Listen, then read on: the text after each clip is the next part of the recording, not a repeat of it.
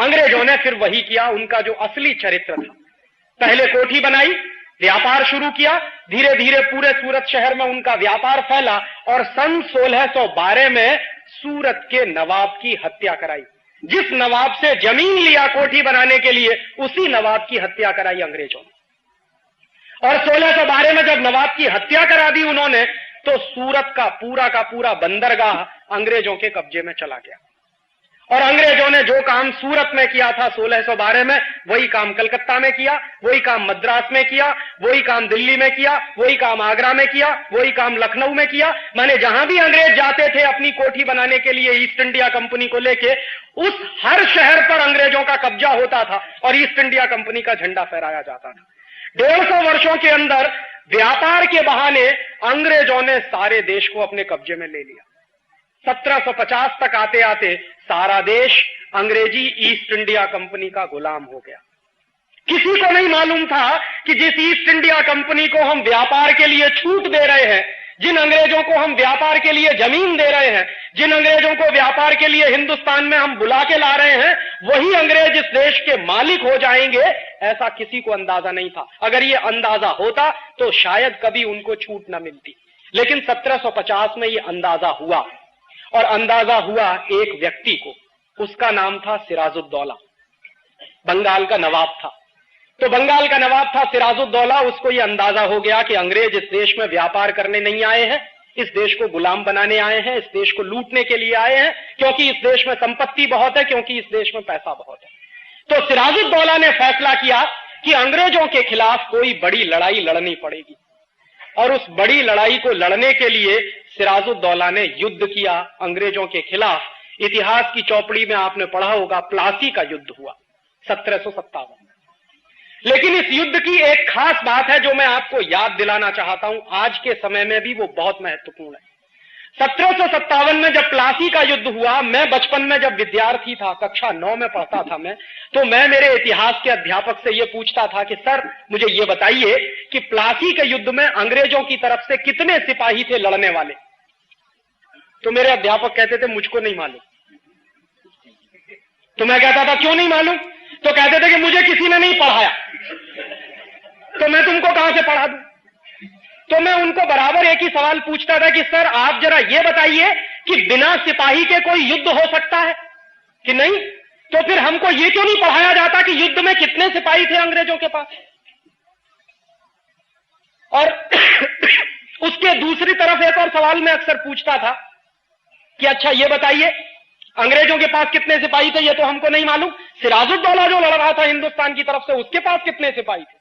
तो कहते थे वो भी नहीं मालूम। प्लासी के युद्ध के बारे में इस देश में इतिहास की 150 किताबें हैं जो मैंने देखी हैं। उन 150 में से एक भी किताब में यह जानकारी नहीं दी गई है कि अंग्रेजों की तरफ से कितने सिपाही लड़ने वाले थे और हिंदुस्तान की तरफ से कितने सिपाही लड़ने वाले थे। और मैं आपको सच बताऊं, मैं मेरे बचपन से इस सवाल से बहुत परेशान रहा, और इस सवाल का जवाब अभी 3 साल पहले मुझे मिला। वो भी हिंदुस्तान में नहीं मिला, लंदन में मिला। लंदन में एक इंडिया हाउस लाइब्रेरी है, बहुत बड़ी लाइब्रेरी है।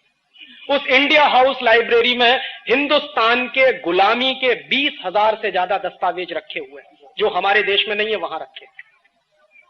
भारतवर्ष को अंग्रेजों ने कैसे तोड़ा, कैसे गुलाम बनाया, इसकी पूरी विगतवार जानकारी उन 20,000 दस्तावेजों में इंडिया हाउस लाइब्रेरी में मौजूद है। मेरे एक परिचित हैं प्रोफेसर धर्मपाल, वो 40 वर्ष तक यूरोप में रहे। मैंने एक बार उनको एक चिट्ठी लिखी, मैंने कहा सर मैं ये जानना चाहता हूं बेसिक क्वेश्चन कि प्लासी के युद्ध में अंग्रेजों के पास कितने सिपाही थे। तो उन्होंने कहा देखो राजीव, अगर तुमको ये जानना है तो बहुत कुछ जानना पड़ेगा, और तुम तैयार हो जानने के लिए? मैंने कहा मैं सब जानना चाहता हूं। मैं इतिहास का विद्यार्थी नहीं लगा, लेकिन इतिहास को समझना चाहता हूं कि ऐसी कौन सी खास बात थी जो हम अंग्रेजों के गुलाम हो गए। ये समझ में तो आना चाहिए अपने को कि कैसे हम अंग्रेजों के गुलाम हो गए। ये इतना बड़ा देश, 34 करोड़ की आबादी वाला देश, 50,000 अंग्रेजों का गुलाम कैसे हो गया, ये समझना चाहिए। तो वो प्लासी के युद्ध पर से वो समझ में आया। उन्होंने कुछ दस्तावेज मुझे भेजे फोटोकॉपी करा के, और वो मेरे पास अभी भी है। उन दस्तावेजों को जब मैं पढ़ता था तो मुझे पता चला कि प्लासी के युद्ध में अंग्रेजों के पास मात्र 300 सिपाही थे, 300, और सिराजुद्दौला के पास 18,000 सिपाही थे। अब किसी भी सामने के विद्यार्थी से, बच्चे से या सामान्य बुद्धि के आदमी से आप ये पूछो कि एक बाजू में 300 सिपाही और दूसरे बाजू में 18,000 सिपाही, कौन जीतेगा? 18,000 सिपाही जिसके पास है वो जीतेगा। लेकिन जीता कौन? जिनके पास मात्र 300 सिपाही थे वो जीत गए, और जिसके पास 18,000 सिपाही थे वो हार गए।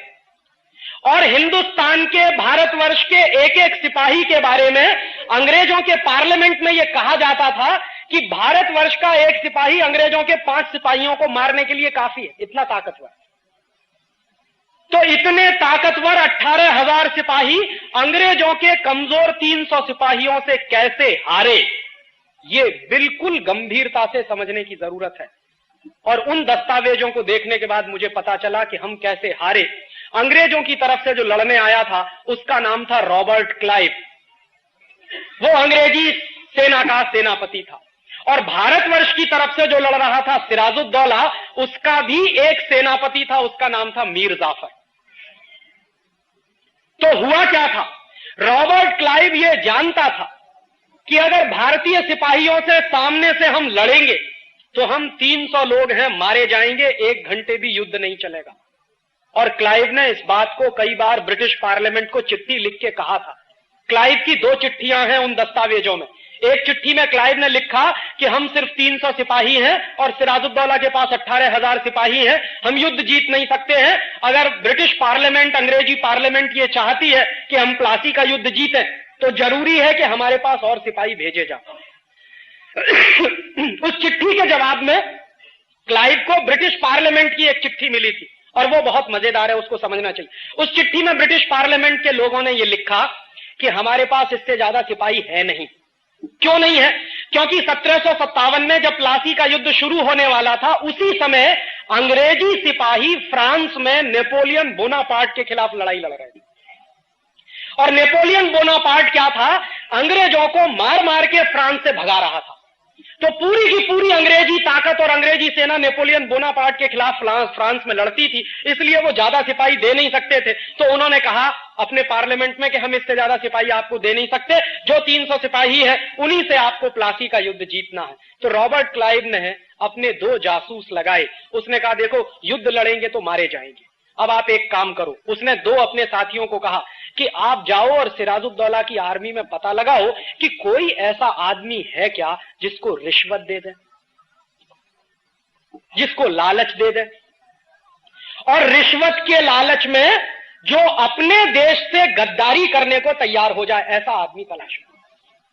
उसके 2 जासूसों ने बराबर सिराजुद्दौला की आर्मी में पता लगाया कि हां एक आदमी है, उसका नाम है मीर जाफर। अगर आप उसको रिश्वत दे दो तो वो हिंदुस्तान को बेच सकता, इतना लालची आदमी। और अगर आप उसको कुर्सी का लालच दे दो तब तो वो हिंदुस्तान की 7 पुश्तों को बेच सकता। और मीर जाफर क्या था? मीर जाफर ऐसा आदमी था जो रात दिन एक ही सपना देखता था कि एक ना एक दिन मुझे बंगाल का नवाब बनना। और उस जमाने में बंगाल का नवाब बनना ऐसा ही होता था जैसे आज के जमाने में बहुत नेता ये सपना देखते हैं कि मुझे हिंदुस्तान का प्रधानमंत्री बनना, चाहे देश बेचना पड़े। तो मीर जाफर के मन का ये जो लालच था कि मुझे बंगाल का नवाब बनना है, माने कुर्सी चाहिए और मुझे पूंजी चाहिए, पैसा चाहिए, सत्ता चाहिए और पैसा चाहिए, ये दोनों लालच उस समय मीर जाफर के मन में सबसे ज्यादा प्रबल थे। और उस लालच को रॉबर्ट क्लाइव ने बराबर भांप लिया। तो रॉबर्ट क्लाइव ने मीर जाफर को चिट्ठी लिखी है, वो चिट्ठी दस्तावेजों में मौजूद है और उसकी फोटोकॉपी मेरे पास है। उसने चिट्ठी में 2 ही बातें लिखी हैं। देखो मीर जाफर, अगर तुम अंग्रेजों के साथ दोस्ती करो और ईस्ट इंडिया कंपनी के साथ समझौता करो तो हम तुमको युद्ध जीतने के बाद बंगाल का नवाब बनाएंगे। और दूसरी बात कि जब आप बंगाल के नवाब हो जाओगे तो सारी की सारी संपत्ति आपकी हो जाएगी। इस संपत्ति में से 5% हमको दे देना, बाकी तुम जितना लूटना चाहो लूटना। मीर जाफर चूंकि रात दिन यही सपना देखता था कि किसी तरह कुर्सी मिल जाए और किसी तरह पैसा मिल जाए, तुरंत उसने वापस रॉबर्ट क्लाइव को चिट्ठी लिखी और उसने कहा कि मुझे आपकी दोनों बातें मंजूर हैं, बताइए करना क्या है। तो आखिरी चिट्ठी लिखी है रॉबर्ट क्लाइव ने मीर जाफर को कि आपको सिर्फ इतना करना है कि युद्ध जिस दिन शुरू होगा उस दिन आप अपने 18,000 सिपाहियों को कहिए कि वो मेरे सामने सरेंडर कर दें बिना लड़े। मीर जाफर ने कहा कि आप अपनी बात पर कायम रहोगे, मुझे नवाब बनाना है आपको। तो रॉबर्ट ने कहा कि बराबर, हम हमारी बात पर कायम है, आपको हम बंगाल का नवाब बना देंगे।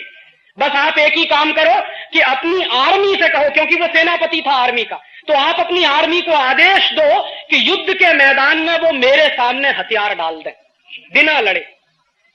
मीर जाफर ने कहा कि बिल्कुल ऐसा ही होगा और युद्ध शुरू हुआ 23 जून 1757 को।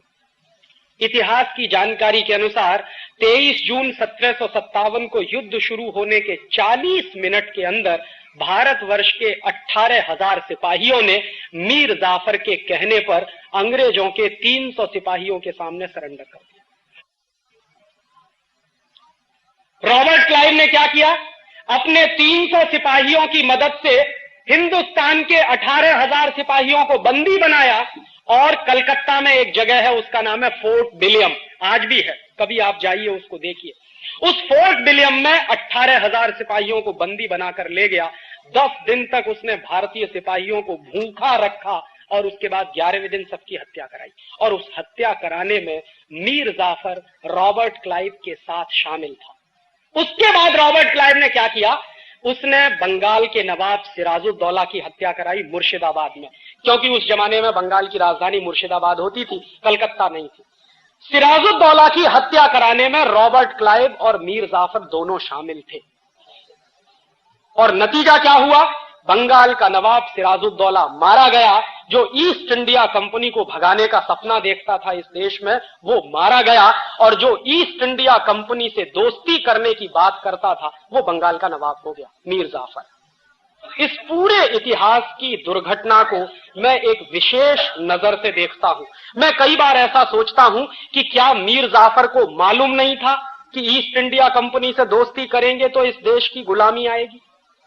मीर जाफर जानता था इस बात को। मीर जाफर बराबर जानता था कि मैं मेरे कुर्सी के लालच में जो खेल खेल रहा हूं, उस खेल में इस देश को सैकड़ों वर्षों की गुलामी आ सकती है, ये वो जानता था। और यह भी जानता था कि अपने स्वार्थ में, अपने लालच में मैं जो गद्दारी करने जा रहा हूं इस देश के साथ, उसके क्या दुष्परिणाम होंगे वो भी उसको मालूम थे। लेकिन इसका होता कि हम 1757 ऐसा सोचता हूं कि गुलामी से आजाद हो जाते, क्योंकि 18,000 सिपाही हमारे पास थे और 300 अंग्रेज सिपाहियों को मारना बिल्कुल आसान काम था हमारे लिए। हम 1757 में ही अंग्रेजों की गुलामी से आजाद हो जाते, एक बात। और दूसरी बात, ये जो 200 वर्ष की गुलामी हमको झेलनी पड़ी 1757 से 1947 तक की, और उस 200 वर्ष की गुलामी को भगाने के लिए 6 लाख लोगों की जो कुर्बानियां हमको देनी पड़ी, वो बच गया होता।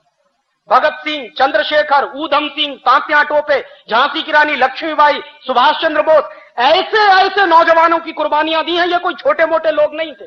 सुभाष चंद्र बोस तो आईसीएस टॉपर थे। ऊधम सिंह चाहता तो अय्याशी कर सकता था, बड़े बाप का बेटा था। भगत सिंह और चंद्रशेखर की भी यही हैसियत थी, चाहते तो जिंदगी की जवानी की रंगरेलियां मनाते और अपनी नौजवानी को ऐसे फंदे में नहीं फंसाते। ये सारे वो नौजवान थे जिनका खून इस देश के लिए बहुत महत्वपूर्ण था। 6 लाख ऐसे नौजवानों की कुर्बानियां जो हमने दी, वो नहीं देनी पड़ती। और अंग्रेजों की जो यातनाएं सही, जो अपमान हमने बर्दाश्त किया, वो नहीं करना पड़ता अगर एक आदमी नहीं होता, मीर जाफर। लेकिन चूंकि मीर जाफर था और मीर जाफर का लालच था कुर्सी का और पैसे का, उस लालच ने इस देश को 200 वर्ष के लिए गुलाम बना दिया। और मैं आपसे यही कहने आया हूं कि 1757 में तो एक मीर जाफर था, आज हिंदुस्तान में हजारों मीर जाफर।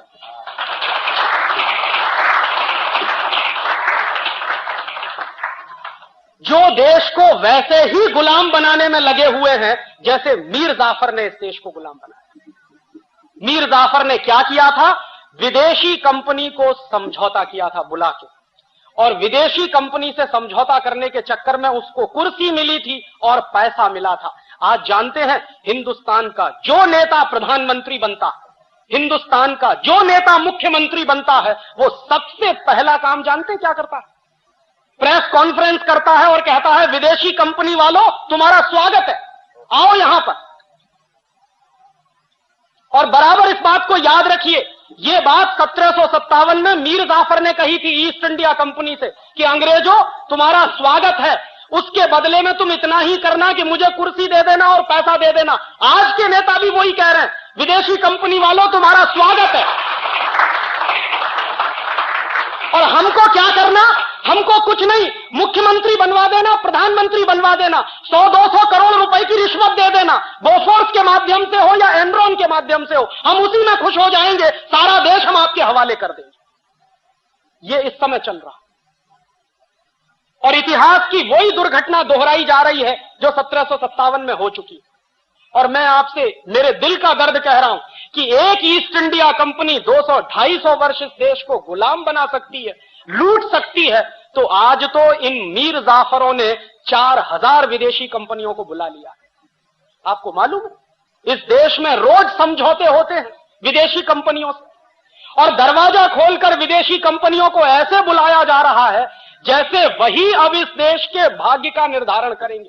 और इसमें हर एक पार्टी शामिल है। मैं किसी पार्टी का नाम नहीं लेना चाहता क्योंकि मंदिर की पवित्रता का मुझे ध्यान है। ये सब चोर और मीर जाफरों की औलाद है, जो पार्टी वाले हो, किसी का नाम लेने की जरूरत नहीं। सत्ता में जब नहीं रहते हैं तो विदेशी कंपनियों का विरोध करते हैं, और जैसे ही कुर्सी मिल जाती है सबसे पहला काम विदेशी कंपनियों को बुला के उनके सामने साष्टांग दंडवत प्रणाम करके समझौते करते हैं। और कोई भी एक नेता इस देश का अपवाद नहीं है। हर पार्टी को इस देश में राज चलाने का मौका मिला है, किसी को कम किसी को ज्यादा, और हर पार्टी ने एक ही सबूत दिया है, विदेशी कंपनियों को ज्यादा से ज्यादा बुलाओ।